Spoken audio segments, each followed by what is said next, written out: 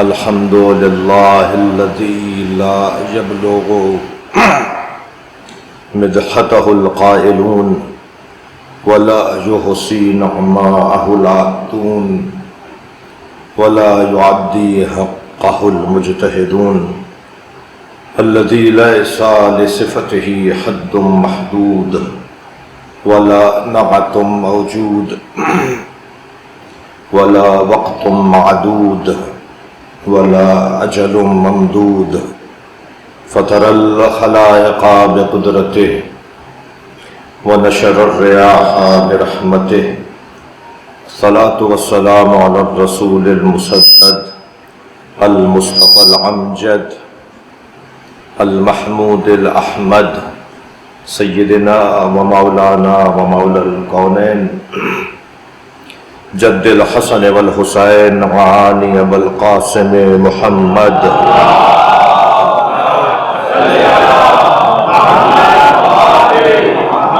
وآله الطيبين الطاهرين المعصومين الذين قال الله إنما يريد الله ليذهب عنكم الرجس أهل البيت ويطهركم تطهيرا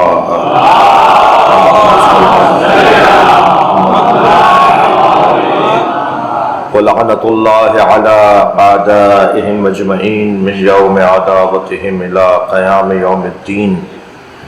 أما بعد، قال الحكيم في قرآن الكريم: بسم الله الرحمن الرحيم وقفوهم إنهم مسؤولون.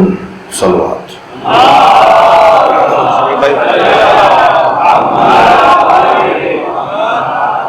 محمد وآل محمد صلوات.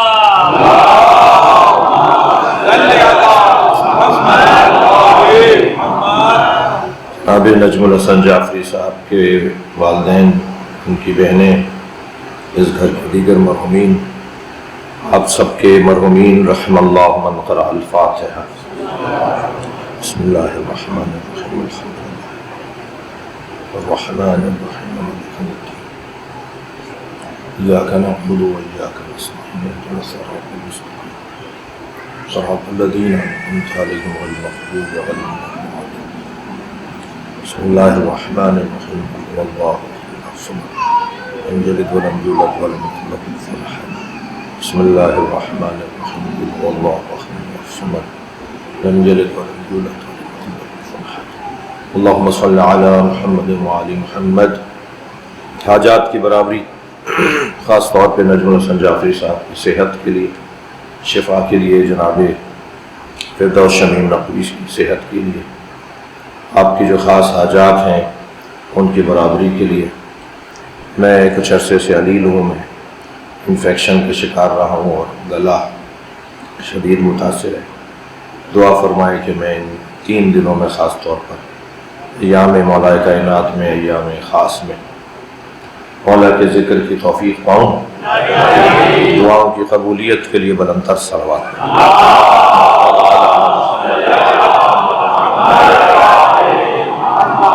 سورہ مبارکہ صافات ہے اور آیت کا نشان 24 ہے. اللہ اپنے اس کلام میں ارشاد فرما رہا ہے، منظر کچھ محشر کا ہے، ماحول کچھ قیامت کا ہے، بلکہ یوں کہوں کہ ماحول کچھ نتیجہ اور رزلٹ اور نتیجہ اور اعمال کے سامنے آنے کا ہے.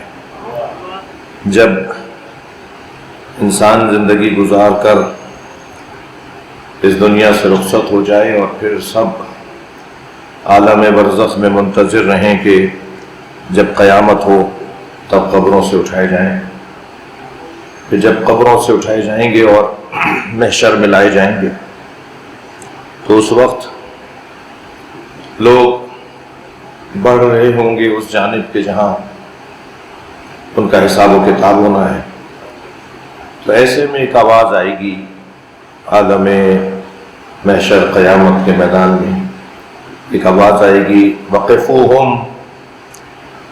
ان سب کو روک لو، انہم مسئولون، ان سے سوال کیا جائے گا۔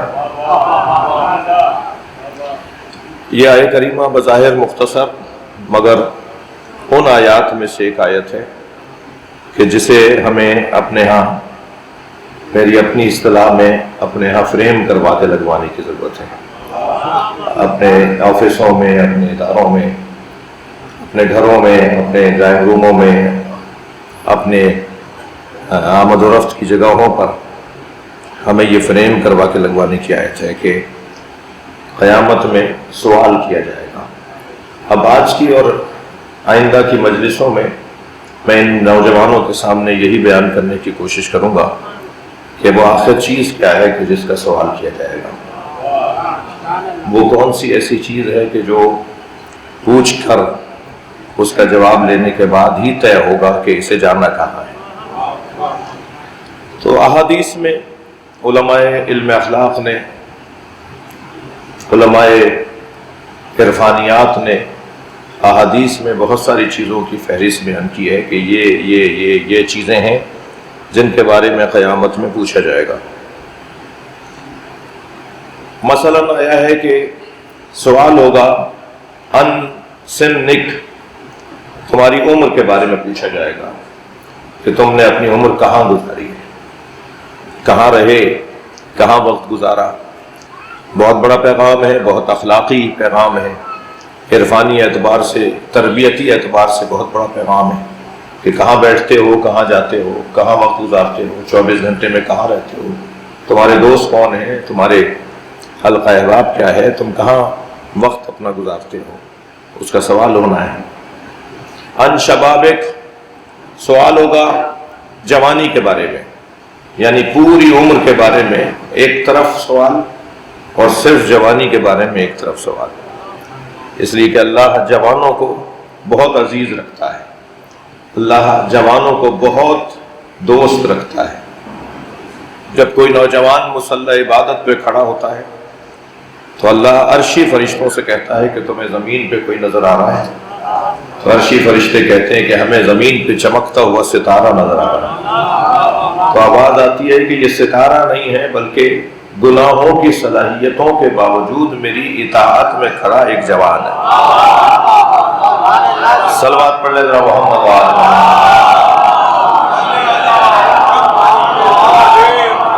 لہذا جوانی کے بارے میں سوال ہونا ہے کہ کہاں جوانی گزاری۔ معمولاً ہمارے ہاں تصور کیا جاتا ہے یا ایک خیال ذہن میں ہے کہ جوانی یعنی دیوانی، جوانی یعنی جذباتیت، جوانی یعنی خون کی گرمی، جوانی یعنی جوش، جوانی بھئی جوانی ہے، جوان ہے، رہنے دو اسے، چھوڑو، اس کی کیا بات برا ماننا، کیا اس کی بات کو برا ماننا، یہ تو جوان ہے۔ جبکہ جوان اگر بامعرفت ہو، جوان اگر مجلسی ہو، جوان اگر حیدری ہو، جوان اگر ماتمی اور عزادار ہو، تو اس کی جوانی کی حاکمیت اہل بیت کے ہاتھ میں ہوتی ہے۔ وہ جوان لاؤبالی نہیں ہوتا، وہ جوان بے پرواہ نہیں ہوتا، وہ جوان لا تعلق نہیں ہوتا، بلکہ وہ جوان ہوتا ہے جو اپنی جوانی کے حسن کو بڑھاپے تک محفوظ رکھتا ہے۔ ایسا ہو سکتا ہے کہ کوئی جوانی کے حسن کو اپنے بڑھاپے تک محفوظ رکھے، وہ 40 سال کی عمر تک جو اپنے آپ کو بچائے رکھا۔ صلوات پڑھیں ذرا محمد وآلہ۔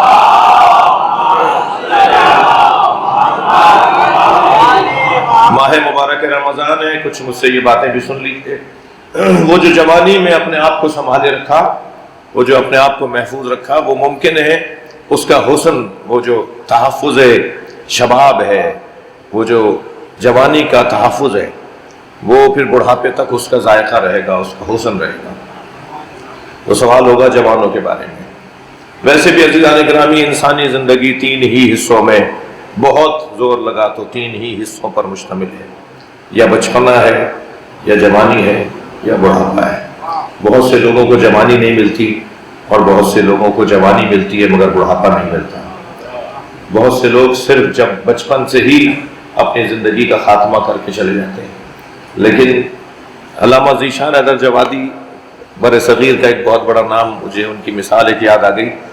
وہ فرماتے ہیں کہ انسانی زندگی کے یہ تینوں مرحلے، بچپنا، جوانی اور بڑھاپا، اسے ایک پہاڑ سے تشبیہ دیا جائے تو بہتر ہے.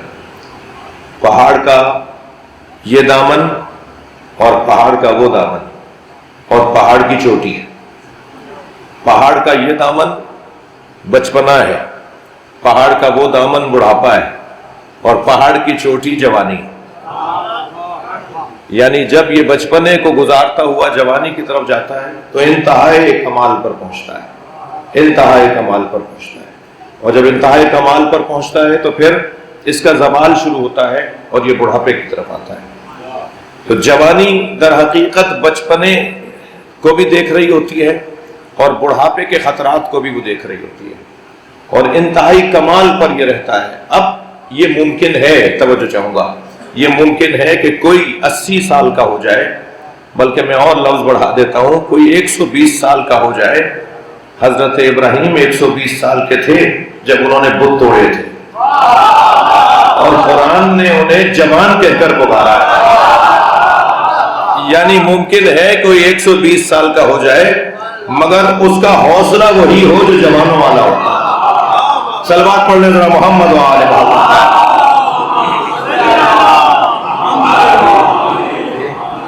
تو یہ ممکن ہے کہ بڑھاپے میں بھی جوانی کا تحفظ کیا جا سکے.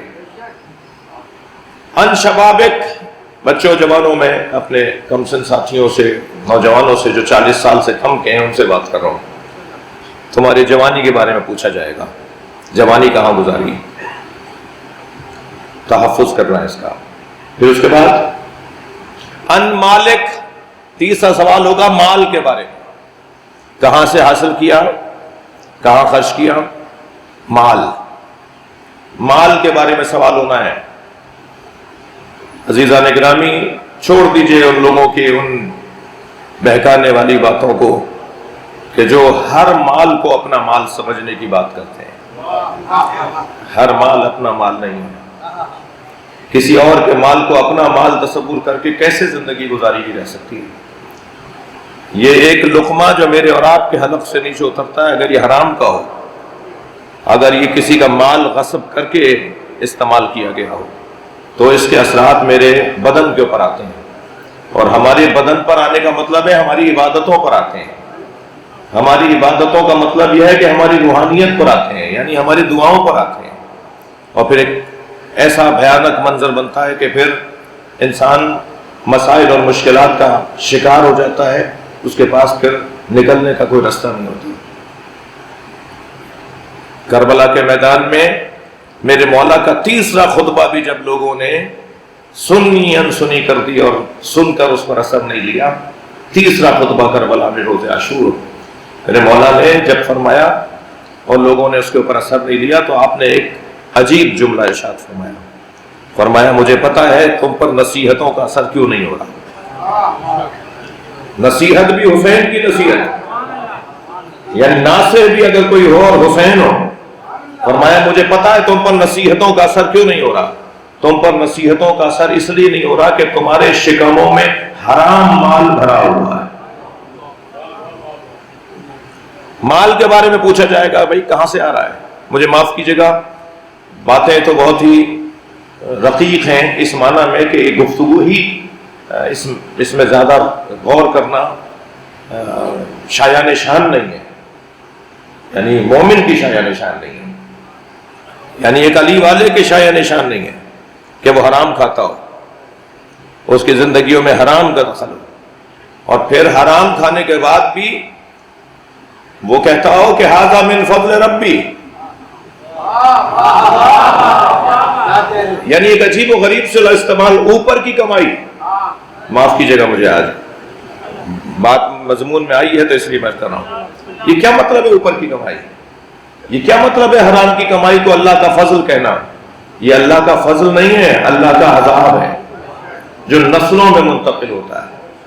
لہٰذا میں گزارش کروں گا، اپنے آپ کو پہلے نصیحت کروں گا پھر آپ کو نصیحت کروں گا، اس لیے کہ حکم یہی ہے کہ ان ساری باتوں پہ خود عمل کرنے کی کوشش کرو. اپنے آپ کو حرام مال سے بچانا ہے. قیامت میں ان سنک سوال ہو رہا ہے تمہاری عمر کہاں گزری، ان شبابک تمہاری جوانی کہاں گزری، ان مالک تم نے مال کیسے حاصل کیا اور کہاں خرچ کیا جی۔ اور چوتھی چیز جو میرا مضمون ہے، جو ان ساری چیزوں پر حاکم چیز ہے، ان حبنا اہل البیت، قیامت میں ہم اہل بیت کی محبت کے بارے میں سوال ہوگا۔ یہ جو حب اہل بیت ہے، بعض جگہ روایت میں آیا ہے ان ولایتنا، ہماری ولایت کے بارے میں سوال ہوگا۔ یہ جو ولایت اہل بیت ہے، یہ جو محبت اہل بیت ہے، اگرچہ اہل دقت تشریف فرما ہے، ممبری اور مجلسی لوگ تشریف فرما ہے، ولایت یا ولایت یہ دونوں لفظ ٹھیک ہیں، جیسے ثقلین اور ثقلین دونوں لفظ ٹھیک ہیں۔ حدیث میں کیا ہے، انی تارک فیکم الثقلین، میں تمہارے درمیان دو بھاری چیزیں چھوڑے جا رہا ہوں، اور یہ بھی صحیح ہے انی تارک فیکم الثقلین، میں تمہارے درمیان دو بھاری چیزیں چھوڑے جا رہا ہوں، زیر کے ساتھ یا زبر کے ساتھ۔ ایسے ہی ولایت زبر کے ساتھ یا ولایت زیر کے ساتھ، دونوں لفظ ٹھیک ہیں۔ ولایت جو زیر کے ساتھ ہے اس کا مطلب ہے محبت، اور ولایت جو زبر کے ساتھ ہے اس کا مطلب ہے حاکمیت۔ تم سے ہمارے بارے میں پوچھا جائے گا کہ تم ہماری محبت کو کس درجے کی محبت، اور ہم ہمارے بارے میں تمہارا کیا خیال اور کیا معرفت ہے، ہماری محبت کیسی تھی تمہارے دل میں، اور ہمارے بارے میں تمہارا کیا خیال تھا، تم ہمیں حاکم بھی مانتے تھے یا نہیں۔ عزیزان گرامی، دنیا نے علی کو حاکم نہ مانا ہو، شیعہ تو کہتے ہی اسے ہیں جو اپنے وجود پہ علی کو حاکم مانتا ہے۔ اپنے ہر کام پر نظارت رکھنا، ہر کام پر نظارت جس کی قرار دی جائے وہی ہمارا مولا ہے۔ ہم اہل بیت کی محبت کے بارے میں سوال ہوگا، ہم اہل بیت کی ولایت کے بارے میں سوال ہوگا۔ جب یہ آیت نازل ہوئی وقفوہم انہم مسئولون، روکو انہیں، ان سے پوچھا جائے گا، تو سرکار دو جہاں کی خدمت میں اصحاب تشریف فرما ہیں۔ ابو سعید خدری رضی اللہ تعالیٰ عنہ صحابی رسول ہیں، وہ اس کے راوی ہیں، اور اس کو لکھنے والے علماء اہل سنت اور شیعہ علماء اس کے نقل کرنے والے ہیں، اس روایت کو نقل کرنے والے ہیں۔ وہ یہ بیان فرماتے ہیں کہ جب یہ آیت نازل ہوئی تو سرکار سے فرمایا یا رسول اللہ، اصحاب نے فرمایا یا رسول اللہ، اس کی تفسیر بیان فرمایا۔ تو آپ نے فرمایا قفوہم انہم مسئولون عن ولایت علی بن ابی طالب، محشر میں آواز آئے گی انہیں روکو، ان سے سوال کیا جائے گا علی کی ولایت کے۔ مولا علی کی ولایت قیامت میں پوچھی جانے والی ایک وہ عنوان ہے کہ جو عنوان سوال ہے۔ قرآن مجید میں اس کے علاوہ بھی ایک اور آیت ہے، جو آیت سورہ مبارکہ صافات کی آیت ہے، اس میں بھی اسی انداز سے پروردگار عالم نے محشر میں سوال ہونے سے متعلق ہماری رہنمائی کی ہے، جہاں ارشاد ہوا ثم لتسألن یومئذ عن النعیم۔ یہ سارا عمل انجام دینے کے بعد پھر اس کے بعد بالتحقیق بالضرور لازماً ان سے پوچھا جائے گا اس دن ایک سب سے بڑی نعمت کے بارے میں۔ ایک سب سے بڑی، میری آج تمہیدی بیان ہے، ذرا آپ مجھے عنوانات لے لیجیے۔ سب سے بڑی نعمت کے بارے میں ان سے محشر کے دن پوچھا جائے گا۔ سب سے بڑی نعمت کیا ہے؟ یہ جو سانس ہم لے رہے ہیں، یہ ہوا، یہ پانی، یہ غذا، یہ ہماری آنکھوں، لا تحصوها، قرآن کہتا ہے کہاں تک گنو گے؟ ان تعدوا نعمت اللہ، قرآن کہہ رہا ہے ان تعدوا نعمت اللہ، اگر تم نے اللہ کی نعمتوں کو گننا شروع کیا، لا تحصوها، تو تم اللہ کی نعمتوں کو گن نہیں سکتے۔ ہماری زندگی کا ایک ایک لمحہ، ہماری زندگی کا ایک ایک آن اللہ کی نعمت ہے یا نہیں؟ یہ جو سانس اندر گیا ہے یہ بھی اللہ کی نعمت ہے یا نہیں؟ تو ہم کہاں گن سکتے ہیں اللہ کی نعمتوں کو؟ جس طرف دیکھیں وہاں اللہ کی نعمت نظر آ رہی ہے۔ یہ ساری نعمتیں جو لا تحصوها ہیں، جن کی گنتی ہی ممکن نہیں ہے، جن کو شمار ہی نہیں کیا جا سکتا. ان ساری نعمتوں کے درمیان اگر قرآن مجید میں اللہ کسی ایک نعمت کو نعمت عظمی کہہ رہا ہو، نعمتوں میں سب سے بڑی نعمت، صلوات پڑھ لے محمد وعلیہ،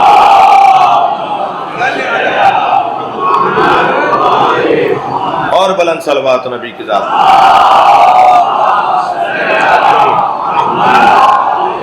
نعمتوں میں سب سے بڑی نعمت جسے اللہ شمار کرے وہ نعمت کون سی نعمت؟ آ گئے ایک مولا کے چاہنے والے جن کے گھر میں فاقے ہیں، انہوں نے پہلا جملہ مولا سے یہ کہہ دیا، مولا میں فقیر ہوں. حضرت نے فرمایا تم سے زیادہ تو وہ غنی نہیں ہے. کہ مولا میرے ہاں تو کھانے کو نہیں ہے، میرے یہاں تو اپنے بچوں کو پالنے کا انتظام نہیں ہے.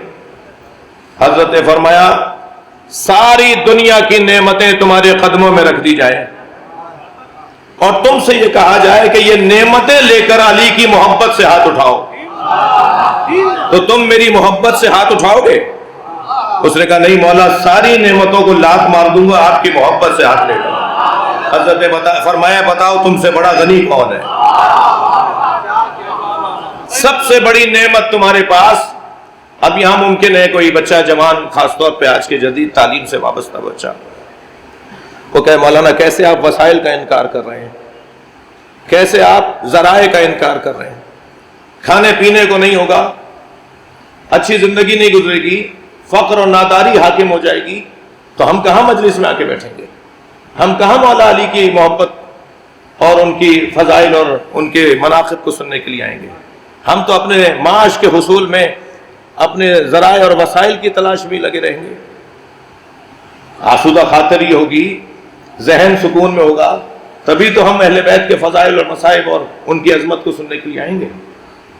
عزیزان گرامی، یہی تو کلاس ہے جسے یہ مجلس بنانا چاہتی ہے. طے کیا جائے کہ اصلی اطمینان قلب کا ذریعہ کیا چیز ہے. طے کیا جائے کہ اطمینان قلب کا اصلی ذریعہ کیا چیز ہے. طے کیا جائے. میں اپنے اس نقطے کو بیان کرنے سے پہلے، اس بات کو بیان کرنے سے پہلے، مولا علی کے دسترخوان پر آپ کو لے کے چلوں، جہاں علی نے ایک غذا ہمارے لیے رکھی ہوئی، اور وہ غذا یہ ہے کہ قیمت کل امرئ ما یحسنہ. مجھے بہت خوشی ہوئی، میں حبیب یونیورسٹی میں ایک سیمینار میں گیا تو وہاں جگہ جگہ مولا علی کا یہ قول خاص طور پہ اہم مقامات پر انہوں نے لکھا. مولا کیا فرما رہے ہیں؟ فرما رہے قیمت کل امرئ ما یحسنہ، ہر شخص کی وہی قیمت ہے جسے وہ چاہتا ہے. دقت چاہوں گا خاص طور پہ نوجوانوں سے، ہر شخص کی وہی قیمت ہے جسے وہ چاہتا ہے. یعنی علی مولا یہ نہیں بتایا کہ یہ چاہو، وہ چاہو، اسے چاہو. علی نے ہمیں یہ نہیں فرمایا کہ فلاں چیز کو مجھ سے محبت کرو. علی پہلے تو ہماری چاہت کو اونچا کرنا چاہ رہے ہیں. علی ہماری سوچ کو بلند کرنا چاہ رہے ہیں. اپنی سوچ کو اتنا بلند کر لو. اچھا، ہر شخص تو ایک جیسی بلند سوچ پہ نہیں جا سکتا، مگر مسلسل بہتری کی طرف تو جا سکتا ہے.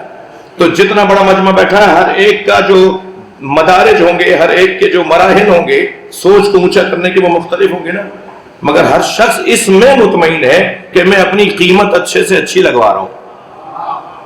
علی سوچ کو بلند کرنا چاہ رہے ہیں. تمہاری قیمت وہ چیز ہے جیسے تم چاہتے ہو، تو اپنی چاہت کو اونچا کرو تاکہ قیمت بلند ہو جائے. اب کیا چاہے کہ جس سے انسان کی قیمت بلند ہو جائے. محرم کی مجالس میں اس سے ملتی جلتی ایک بات میں کر چکا ہوں.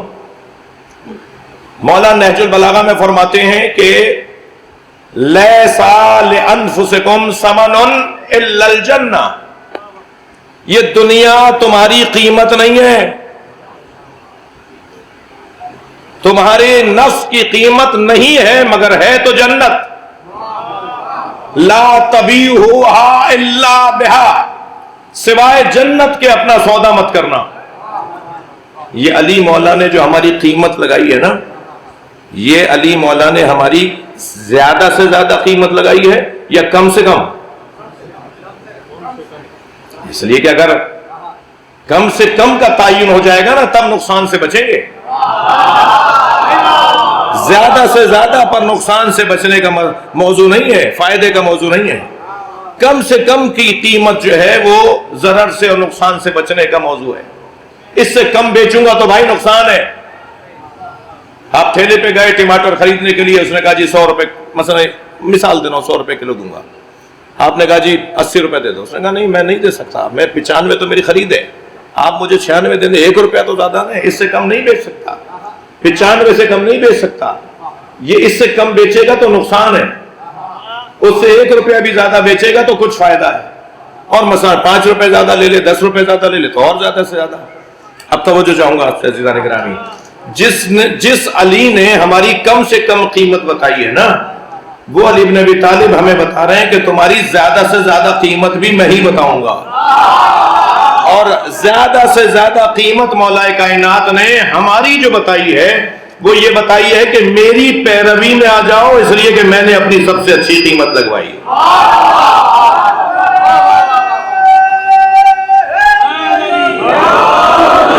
وَمِنَ النَّاسِ مَن يَشْرِي نَفْسَهُ ابْتِغَاءَ مَرْضَاتِ اللَّهِ وَاللَّهُ رَءُوفٌ بِالْعِبَادِ. کچھ لوگ ہیں جو اپنے آپ کو بیچتے ہیں اللہ کی مرضیوں کے بدلے میں. وہ کون ہے جو شب ہجرت نبی کے بستر پہ سویا اور اس نے اپنا وجود بیچا اور بدلے میں اللہ کی مرضیوں کو لیا؟ سب سے بڑی دولت کیا ہے؟ سب سے بڑی دولت کیا ہے؟ جو 15 لاکھ روپے سیلری لے رہا ہے, ممکن ہے اس کے پاس وہ دولت نہ ہو, اور ممکن ہے جو 100 روپے روزانہ ٹھیلے پہ سے بچا کے لا رہا ہے اس کے پاس وہ دولت ہو. وہ کون سی دولت ہے؟ کیا پیسہ؟ کیا نرم بستر؟ کیا آرام دہ سواریاں؟ یہ قیمت, یہ دولت, یہ سرمایہ ہے یا نہیں؟ جو ممکن ہے گدھا گاڑی پر جا رہا ہو مگر بڑے آرام سے بیٹھا, چین سے, سکون سے جا رہا ہو. اصل وہ آسودگی کیا ہے؟ اصل وہ چین کیا ہے؟ اصل وہ سکون کیا ہے؟ اصل وہ دولت کیا ہے؟ وہ ہے اطمینان قلب. یعنی کوئی 15 لاکھ 20 لاکھ کی سیلری پر بھی مطمئن نہ ہو اور کوئی 100 روپے پر چٹنی اور روٹی کھا کر مطمئن ہو. تو دولت کس کے پاس ہے بھائی؟ اگر دولت سکون کا نام ہے تو جس کے پاس زیادہ دولت تھی اسے سکون کیوں نہیں ہے؟ اور دولت سکون کا نام اگر ہے تو پھر ہر دولت مند کو سکون میں ہونا چاہیے. مگر ہمیں تو منظر ہی کچھ اور نظر آتا ہے. یہ ضروری نہیں ہے کہ جس کے پاس دولت زیادہ ہو وہ سکون میں ہو. ہاں یہ بھی ضروری نہیں ہے کہ جس کے پاس دولت زیادہ ہو وہ مضطرب ہو.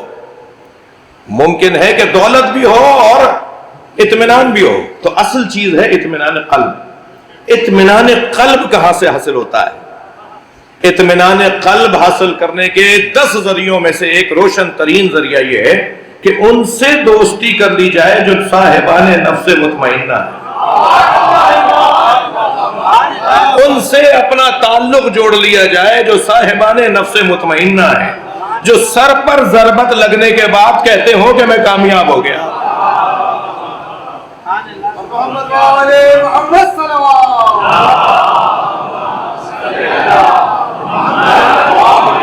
جو لاشوں پر لاشیں اٹھانے کے بعد کربلا کے میدان میں یہ آواز سنتے ہو, یا ایتھا النفس المطمئنہ ارجعی الی ربک راضیۃ مرضیہ, اے صاحب نفس مطمئنہ اپنے رب کی طرف پلٹا. وہ مطمئن, اطمینان ہمیں وہی دلوائے گا جو خود مطمئن ہوگا. یہ تو طے ہے, یہ تو طے ہے. اطمینان ہمیں وہ دلوائے گا جو خود مطمئن ہوگا.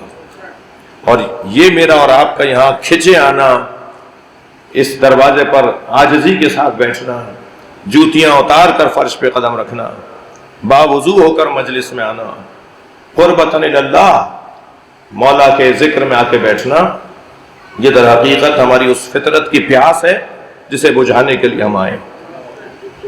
ہمارے اندر کی طلب ہے, ہماری فطرت کی طلب ہے, خواہش ہے, بھوک ہے, جسے مٹانے کے لیے ہم اس دروازے پر اس انداز سے آ کے بیٹھتے ہیں. یہ تو ہماری زندگیوں کی مجبوری ہے کہ ہم اس جگہ رہتے ہیں, تو ظاہر ہے ہم بار بار کربلا نہیں جا سکتے, نجف نہیں جا سکتے, مدینہ منورہ نہیں جا سکتے, جی مکہ المکرمہ نہیں جا سکتے, تو یہاں اپنے وطن کے اندر ہم نے ان کی یادوں میں ان کی نشانیوں کو سجایا ہوا ہے اور ان کی نشانیوں کو دیکھنے کے لیے آ جاتے ہیں.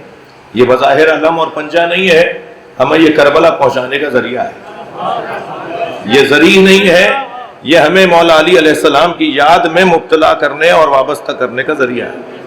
تو ہم اتنی دیر کے لیے عزا خانے میں آتے اس لیے ہیں کہ ہم کم سے کم اس دن تو سلام کرنے اپنے مولا کو چلے جائیں. تو قیامت میں سب سے بڑی نعمت کے بارے میں سوال ہوگا، اور سب سے بڑی نعمت ہے ولایت علی،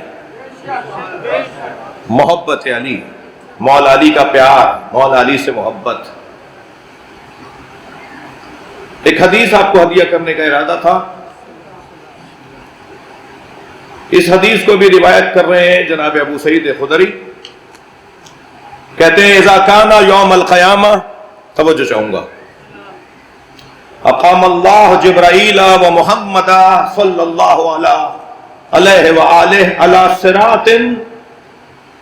جب قیامت کا دن آئے گا تو اللہ جبریل امین اور نبی مکرم کو صراط پر کھڑا کرے گا. فلا یجوزہ احد، تاکہ کوئی صراط سے گزرنے نہ پائے،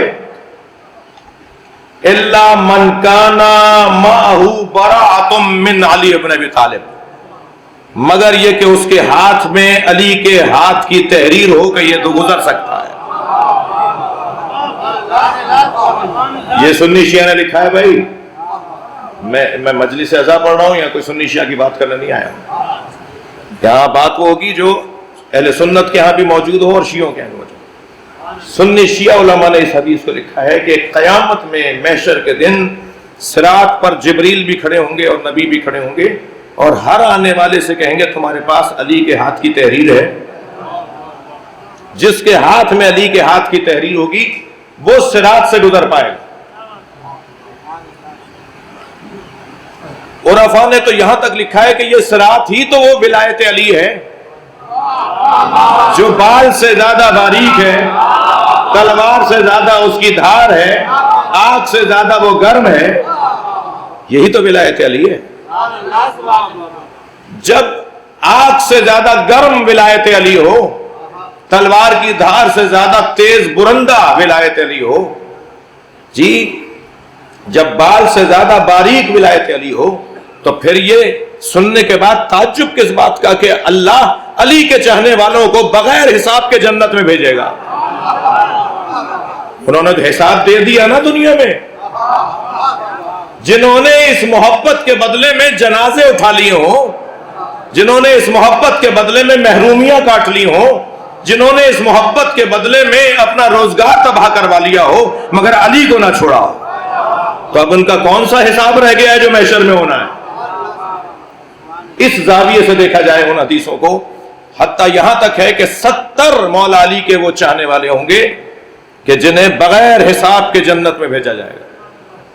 تو جب ہم یہ حدیث سناتے ہیں نا تو بعض لوگوں کے ذہن میں آتا ہے یہ مولانا بے عملی کی طرف لوگوں کو راغب کر رہے ہیں کہ بس علی کے شیعہ ہو جاؤ اور تمہیں کوئی عمل کرنے کی ضرورت نہیں ہے اور بغیر حساب کے جنت میں جاؤ گے. نہیں بھائی، اس حدیث کو جب سنے کہ 70 علی کے شیعہ تو وہ ہوں گے جو بغیر حساب کے جنت میں بھیجے جائیں گے، اس حدیث کو اس حدیث کے ساتھ ملا کے سنا جائے جس حدیث کے اندر مولا علی کی ولایت کو آزمائش اور عظیم آزمائش شمار کیا گیا ہے، ایک مشکل ترین امتحان شمار کیا گیا. جی ایک اور حدیث آپ کو ہدیہ کر رہا ہوں. فرمایا رسول اللہ نے من یکن اللہ ورسولہ مولایا، من یکن اللہ ورسولہ مولایا فإن ھذا علی مولا. جس کا مولا اللہ اور اللہ کا رسول ہے اس کا مولا علی. جی دیکھیے گا حدیث، اللہم وال من والا، یا اللہ، اب نبی کا فرمان، نبی کی دعا، یا اللہ جو علی سے محبت کرے تو اس سے محبت کر، وعاد من عادا، جو علی سے دشمنی کرے تو اس سے دشمنی کر، اللہم من احبہ من الناس فکن لہو حبیبا، یا اللہ جو میرے علی سے محبت کرے تو اس کا حبیب بن جا، جو میرے علی سے محبت کرے تو اس کا حبیب بن جا۔ ومن ابغضہ فکن لہو مبغضا، اور جو میرے علی سے بغض کرے تو بھی اس کا مبغض ٹھہر پا۔ وَنَصَرَ مَن نَصَرَ وَأَعِنْ مَنْ آنَ، جو علی کی مدد کرے تو اسی کی تو مدد کر، اور جو علی سے دشمنی کرے تو اس سے دشمنی کر۔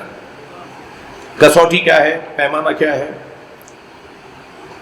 اللہ اور اللہ کے چاہنے والے اس وقت تک اللہ اور اللہ کی چاہت کا ثبوت فراہم نہیں کر سکتے جب تک کہ علی سے محبت کا ثبوت فراہم نہ کرے۔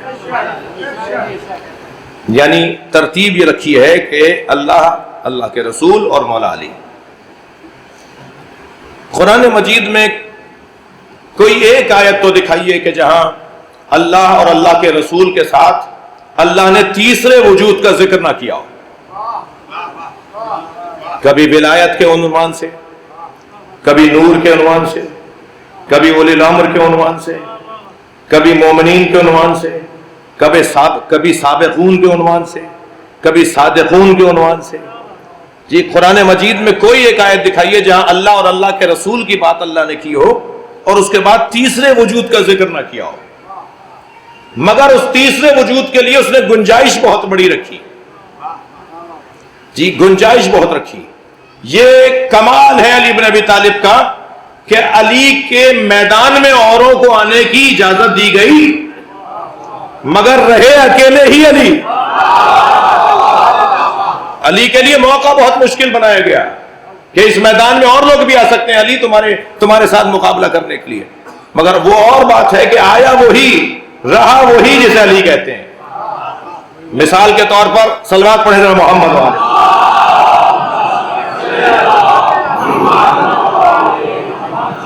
مثال کے طور پر کہا گیا والذین آمنوا بہ ونصروہ وعذروہ واتبعوا نور الذی انزل معہ، مومن وہ ہے جو نبی پر ایمان لائے، نبی کی تعظیم کرے، نبی کی مدد کرے اور اس نور کی اتباع کرے جو نبی کے ساتھ نازل ہوا ہے۔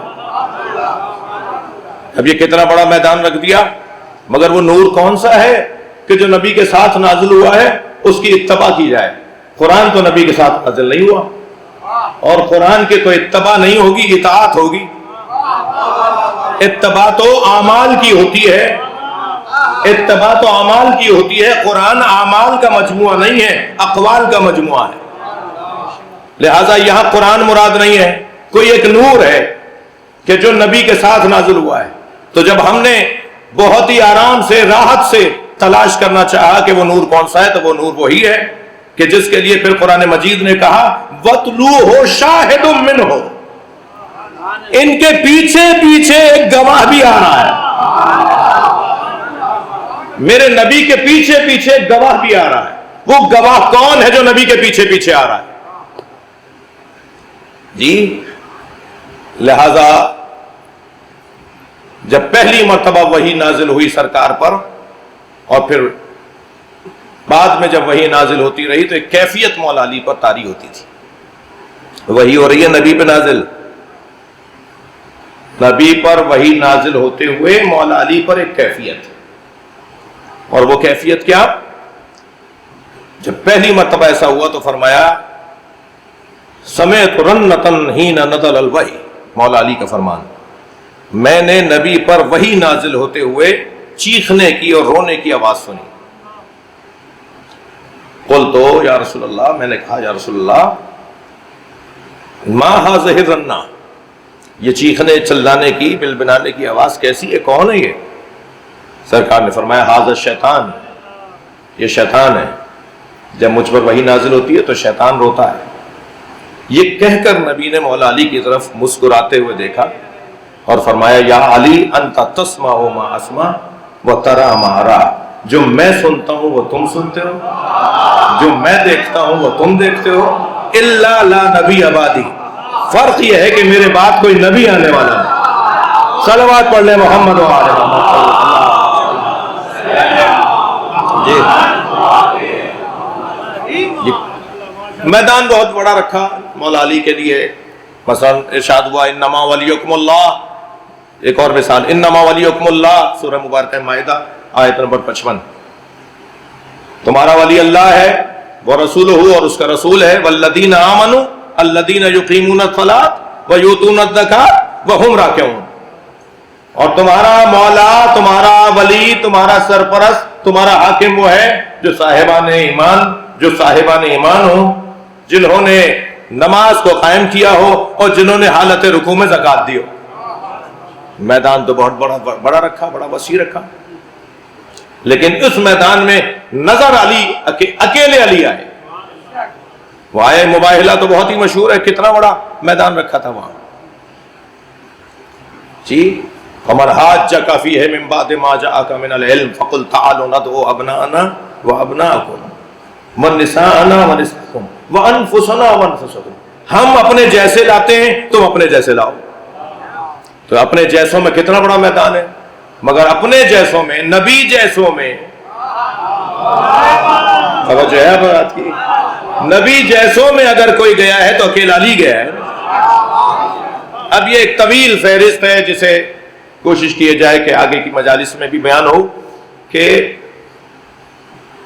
ولایت مولا علی، کیوں ولایت مولا علی کا اتنا اہتمام کیا جائے، اتنا سجایا جائے، کیوں اسے اتنے اہتمام کے ساتھ یاد رکھا جائے.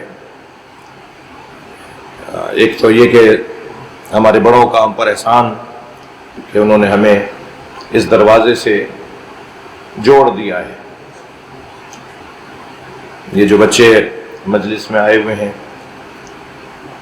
اگرچہ بعض اوقات ان کے سن و سال کے تقاضے کے مطابق ان کی وہاں بیٹھنا، ان کی جو ان کے کام ہوتے ہیں وہ یہ تقاضا کر رہے ہوتے ہیں کہ انہیں نہیں لانا چاہیے تھا، یہ تنگ کر رہے ہیں، یہ الجھ رہے ہیں، دوسروں کو بھی تنگ کر رہے ہیں، لیکن نہیں، انہیں لانا چاہیے اس لیے کہ ہمیں بھی کوئی لے کر آیا تھا. اور یہ امانتیں ہیں جو آگے کی نسلوں کے حوالے کرنے ہیں.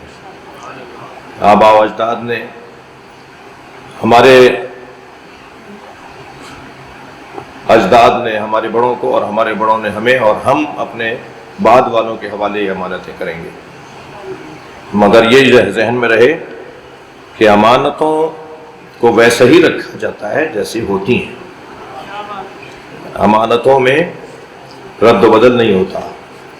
حتیٰ شرعی طور پہ تو وہ نوٹ بدلنا بھی، وہ سکہ بدلنا بھی، وہ برتن بدلنا بھی جائز نہیں ہوتا. جو آپ کو ہمیں دیا گیا ہوتا ہے کہ اسے سنبھال کر رکھیں، ویسے ہی رکھنا ہے، جیسا تھا ویسے ہی رکھنا ہے. اس میں ہمیں تبدیلی کرنے کا حق نہیں ہے.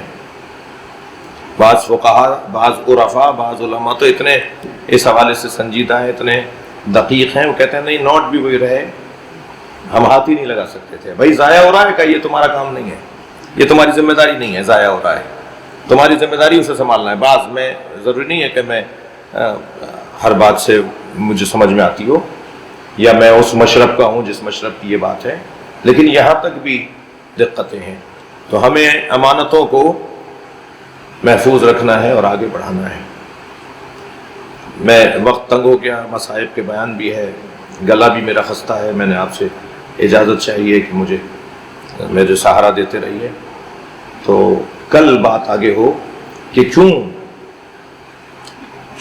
ذکر علی پر اتنی تاکید ہے نبی مکرم کی. نبی نہیں چاہتے کہ کوئی مجلس، کوئی ملاقات، کوئی بیٹھک بغیر علی کے ذکر کے ہو. نبی پسند ہی نہیں کرتے. نبی کو پسند ہی نہیں ہے امتیوں سے کہ کوئی محفل تمہاری ہو جائے، کوئی ملاقات تمہاری ہو جائے اور اس میں علی کی بات نہ ہو. یہ نبی کو پسند ہی نہیں ہے. ایک قول نہیں ہے، نبی کا قول بھی ہے، نبی کا عمل بھی ہے. کوئی دن نبی کا نہیں گزرتا تھا جب تک کہ علی کو دیکھنا ہے. بغیر علی سے بات کیے مولا نبی کا دن نہیں گزرتا تھا. اور خاص طور پہ اگر مولا کائنات تشریف لے آتے، جب آتے تو جو اور افراد وہاں تشریف فرما ہوتے تھے، خاص طور پہ گھر کی بات کر رہا ہوں، تو ازواج رسول، بنات رسول، گھر کی بیویاں، بیٹیاں، وہ سب نبی سے دور ہونا شروع ہو جاتی تھیں، ہٹنا اور اٹھنا شروع ہو جاتی تھیں کہ علی آ گئے، اب علی کے علاوہ کسی اور سے نبی بات نہیں کریں گے۔ اور حتیٰ دن میں اگر چوتھی مرتبہ بھی مولا علی مل رہے ہوتے تھے تو نبی کے ملنے کا انداز ایسا لگتا تھا کہ جیسے بہت دن بعد علی سے ملاقات ہو، گلے لگانا، پیار کرنا اور میرے مولا سے محبت کا اظہار کرنا۔ تو یہ سب کو کیوں ہے؟ اس کو اگر مجھے اجازت دیں تو ہم کل اس گفتگو کو آگے بڑھائیں۔ کچھ احباب مجلس کے وقت سے تھوڑا تاخیر سے بھی تشریف فرما ہوا ہے، اس لیے کل کیوں محبت علی کو اتنی تاکید کے ساتھ نبی نے چاہا ہے، فضائل علی کو کیوں بیان کرنے کا اتنا حکم ہے۔ ایک لفظ کہہ دیتا ہوں، اس کی تشریح کل ہو۔ اللہ اور اللہ کا رسول چاہتا یہ ہے کہ ہم عاشق علی بنیں، علی مولا سے عشق کریں۔ اب عشق کے کیا تقاضے ہیں وہ کوشش ہو کے بعد میں بیان کیا جائے۔ عشق کا تقاضا یہی ہے کہ اپنے معشوق کے علاوہ کسی اور کو نہ دیکھا جائے، معشوق کے علاوہ کوئی اور نظر نہ آئے، معشوق ہی معشوق نظر آئے۔ وہ اگر بظاہر نجف میں بھی ہو تو وہ یہاں نظر آئے، اس لیے کہ معشوق تو وہی ہے، ہر جگہ نظر آ رہا، وہی وہ نظر آ رہا۔ یہ کیفیت چاہتے ہیں اللہ اور اللہ کے رسول مولا علی کے ساتھ۔ اس کے کچھ مراحل ہیں، عشق نہیں ہو پائے گا۔ شدت محبت جسے عشق کہا جاتا ہے، اشد حبا للہ، ان الذین آمنوا اشد حبا للہ۔ یہ جب محبت میں شدت آتی ہے تو محبت کی شدت کا دوسرا نام عشق ہے، اور یہ نہیں ہو سکتا جب تک کہ اس کے پہلے کے مراحل نہ گزارے جائیں۔ اس سے پہلے کچھ مراحل ہیں، وہ جو پہلے کے مراحل ہیں وہ جتنے اچھے سجیں گے، جتنے اچھے بنیں گے، جتنے اچھے ترتیب دیے جائیں گے، اتنا ہی عشق کا اور حب شدید کا مرحلہ شروع ہوگا۔ شب قدر ہے،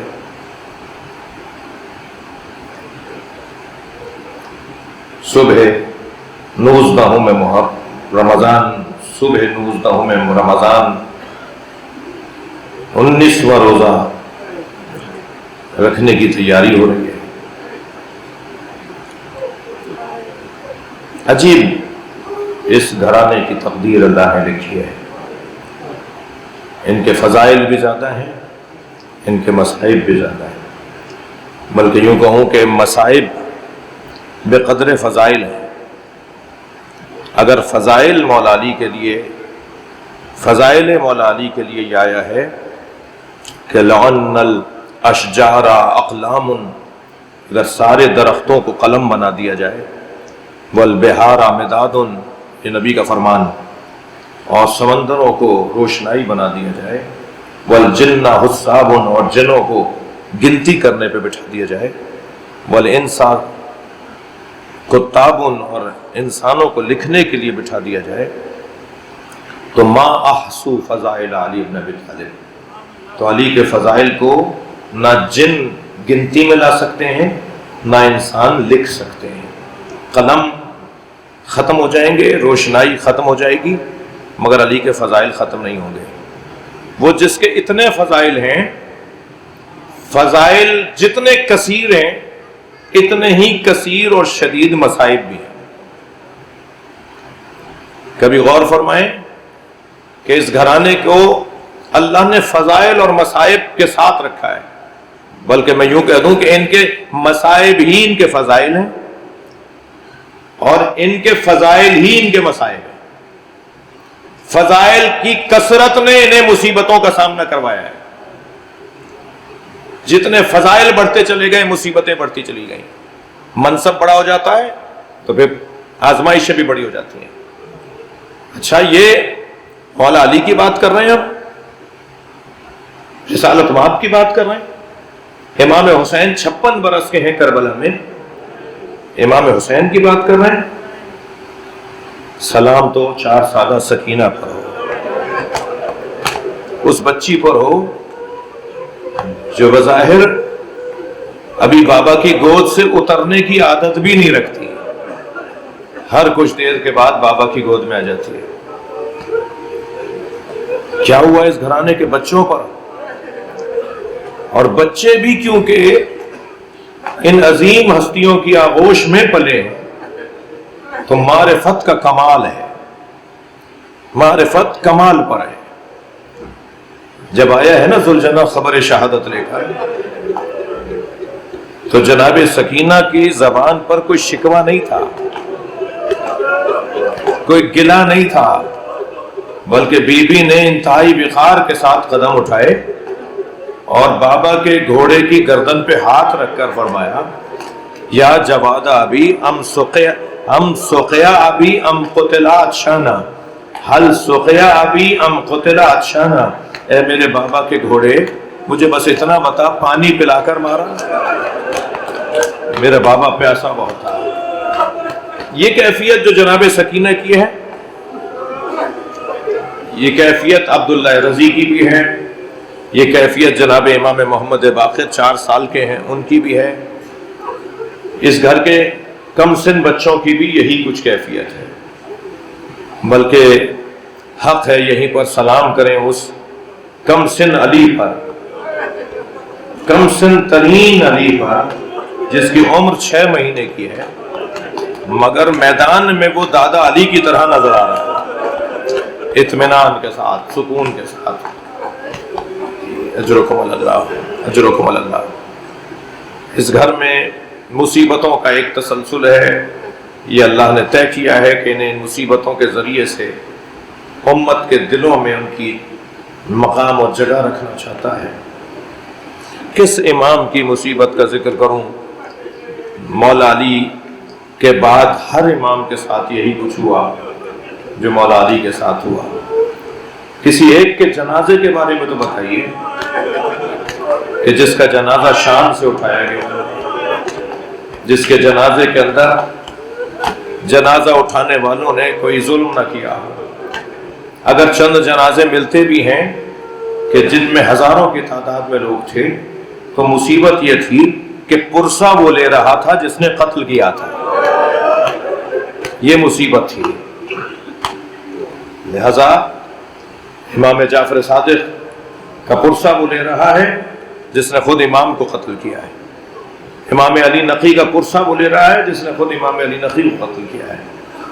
یہ کچھ کیفیت ہے۔ امام موسیٰ کاظم کا پرسہ وہ لے رہا ہے، جنازے کے آگے آگے چل رہا ہے، بظاہر سر سے امامہ بھی اتارا ہوا ہے، جس نے خود امام کو زہر دیا ہے۔ یہ خود مظلومیت نہیں ہے اس گھرانے کی؟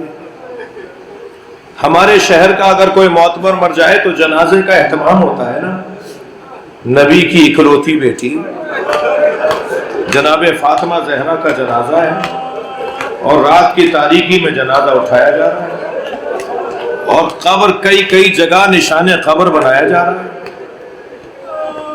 کبھی غور فرمایا کہ آج جس کا شان سے مزار نجف اشرف میں ہے، ہزاروں کلو سونا اور چاندی اور جواہرات اس پہ چڑھے ہوئے ہیں، اس کی قبر، ان کی قبر امام صادق کے زمانے تک پتہ نہیں تھی کہ کہاں ہے، مخفی قبر تھی مولا علی کی، کوئی نہیں جانتا تھا کہ علی دفن کا۔ حجاج ابن یوسف نے 3000 جگہ گڑھے کھدوائے کہ علی کا جنازہ نکال کر لٹکاؤں گا۔ جی، حجاج ابن یوسف کے زمانے تک مولا کائنات کی قبر کا علم نہیں تھا۔ کیا ہوا اس گھرانے کے ساتھ؟ یہ تو مولا علی کی قبر کی بات کر رہا تھا، مولا علی کے بیٹے حسین پہ گھوڑے دوڑا دیے، ان کے فرزند امام حسن کے جنازے پہ تیر مار دیے۔ یہ ساری مصیبتیں، اور ان ساری مصیبتوں میں اہل بیت کا شکر اور صبر کے ساتھ رہنا، اور اللہ کی بارگاہ میں سجدہ ریز رہنا اور شاکر رہنا، یہ سبب ہے کہ آج ان سے عشق کی بات ہوگی۔ یہ ساری مصیبتوں کے باوجود زبان پر اللہ کا شکر، اس کے لیے تسبیح کے کلمات، اس کے لیے قانع اور صابر رہنے کا انداز اور اظہار، یہ سبب ہے کہ آج اللہ نے ان کی محبت دلوں میں ڈالی۔ قرآن کی ایک عجیب آیت ہے، ان الذین آمنوا وعملوا الصالحات سیجعل لهم الرحمن ودا۔ صاحبان ایمان اور صاحبان کردار کا، صاحبان ایمان اور صاحبان کردار کی محبت لوگوں کے دلوں میں اللہ ڈالتا ہے۔ جو آج ہمارے دلوں میں محبت ہے اس گھرانے کی، یہ اللہ نے ہمارے دلوں میں محبت اتاری ہے۔ وہ صاحبان ایمان کون ہیں؟ جو صابر ہیں۔ وہ صاحبان کردار کون لوگ ہیں؟ جو شاکر ہیں۔ کربلا میں 9 مرتبہ قیامت آتے آتے رکی۔ اس ایک بات پر میں آج آپ سے رخصت لے لوں گا۔ کربلا میں 9 جگہوں پر قیامت آتے آتے رکی، اس لیے کہ مصیبت اس پر تھی جس کی وجہ سے کائنات بنی۔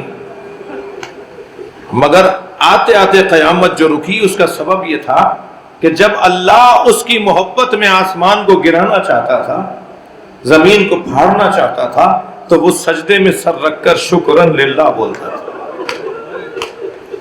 یا اللہ تیرا شکر ہے۔ وہ کون کون سی جگہیں تھی جہاں پر قیامت آ رہی تھی؟ سیاہیاں چل رہی تھی، زمین کربلا پہ زلزلہ آ رہا تھا، مگر نہیں آیا، قیامت نہیں آئی۔ کیوں؟ اس لیے کہ جس کی محبت میں اللہ قیامت نازل کر رہا تھا، قیامت ڈھا رہا تھا، وہ تو اللہ کا شکر ادا کر رہا تھا۔ کہتا اللہ نہیں، میں تو راضی ہوں، میں تیری بارگاہ میں راضی ہوں۔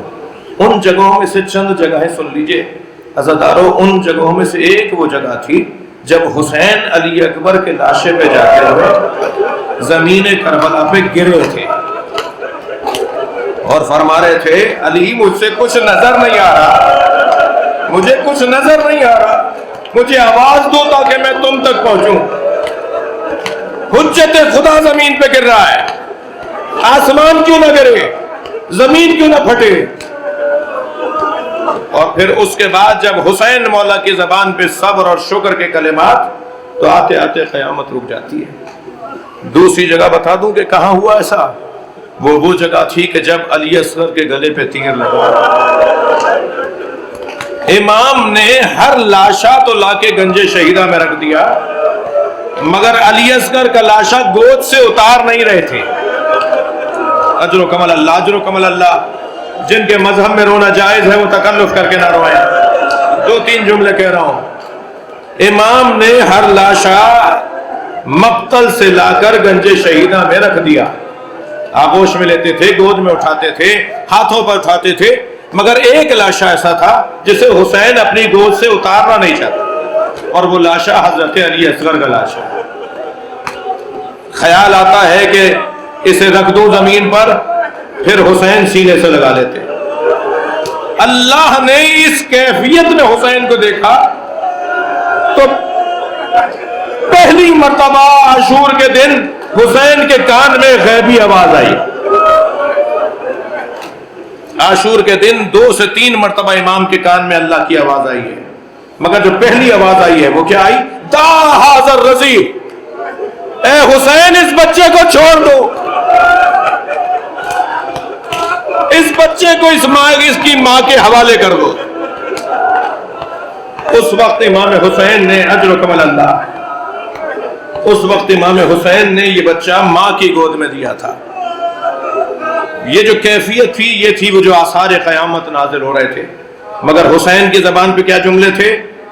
رضن بقضائہ وتسلیما لامرہ لا معبود سواک یا غیاث المستغیثین۔ یہ امام حسین کے وہ خاص جملے ہیں جو عاشور کے دن حسین مصیبتوں پر مصیبتیں اٹھانے کے باوجود یہ جملے کہہ رہے تھے۔ بس آخری منزل اور سن لیجئے مجھ سے کہ جب کربلا میں قیامت آ رہی تھی، اور وہ منزل وہ تھی جب حسین کے گلے پہ خنجر چل رہا تھا۔ ادھر امام حسین کے گلے پہ خنجر چل رہا ہے، ادھر سیاہ آندھیاں چل رہی ہیں، ادھر کیفیت، اجر و کمل اللہ، بس آخری جملے، ادھر کیفیت یہ ہے کہ امام کی زبان سے شکر کے کلمات جاری ہیں۔